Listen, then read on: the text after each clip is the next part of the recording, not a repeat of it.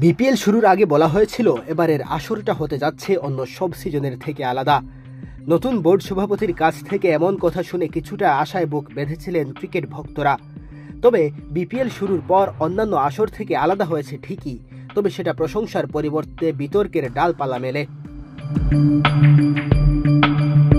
কোনো ফ্র্যাঞ্চাইজি খেলোয়াড়দের টাকা দেয়নি, আবার কোনো দলের মালিক টাকা পরিশোধের আগে চান সন্তুষ্টি, লেগ স্টাম্পের বাইরে ওয়াইড ইয়র্কারের আড়ালে ফিক্সিংয়ের গন্ধ, আবার কোনো দল হোটেলের বিল দিতে না পারায় পাঠিয়ে দেওয়া হয়েছে নিম্নমানের হোটেলে।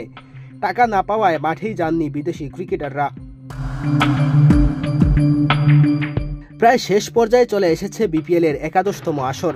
অখ্যাত সব বিদেশি খেলোয়াড় দিয়েই এবারের আসর শুরু করে টুর্নামেন্টটি। যেসব তারকা ক্রিকেটার এসেছিলেন তারাও চলে গেছেন ইতিমধ্যে, শুধু ফরচুন বরিশালের মোহাম্মদ নবী এখনো থেকে গেছেন। তবে অন্য সব দিক বিবেচনায় যখন বিপিএল নিয়ে শুধুই হতাশা, তখন রংপুর রাইডার্স জানিয়েছে তাদের ডেরায় নিয়ে আসছে অস্ট্রেলিয়ার ডেভিড ওয়ার্নার ও ওয়েস্ট ইন্ডিজের সুনীল নারায়ণ। এমনকি তাদের সাথে আনুষ্ঠানিক চুক্তিও সেরে ফেলেছে বলে জানিয়েছে ফ্র্যাঞ্চাইজিটি।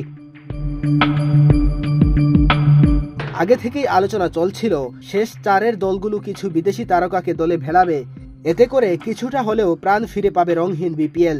সেই অনুযায়ী এরই মধ্যে প্লে অফ নিশ্চিত হয়ে যাওয়া রংপুর রাইডার্স ও ফরচুন বরিশাল সে লক্ষ্যে মাঠে নেমে গেছে। আগের ৩ বিদেশি ইফতিখার আহমেদ, খুশদিল শাহ ও আকিফ জাভেদকে রেখে অস্ট্রেলিয়ার টিম ডেভিডকেও আনা চূড়ান্ত করে ফেলেছে রংপুর। সিডনি থান্ডার্সের হয়ে বিগ ব্যাশ ফাইনাল খেলার পর ওয়ার্নারের বিপিএলে আসতে সমস্যা হওয়ার কথা নয়, ফলে প্লে অফেই রংপুরের হয়ে দেখা যেতে পারে তাকে। আর নারায়ণকে ফাইনালে খেলানোর ইচ্ছা রাইডার্সের। ওয়ার্নার এর আগে 2018-19 মৌসুমে বিপিএলে খেলেছেন সিলেট সিক্সার্সের হয়ে।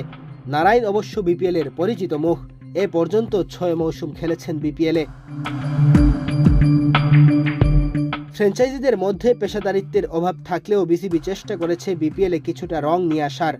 টি-20 সুলভ উইকেট বানিয়েছে, সৌজন্য টিকিট কমিয়ে দেওয়া হয়েছে, যার ফলে কম ভোগান্তিতে খেলা দেখতে পারছেন দর্শকেরা।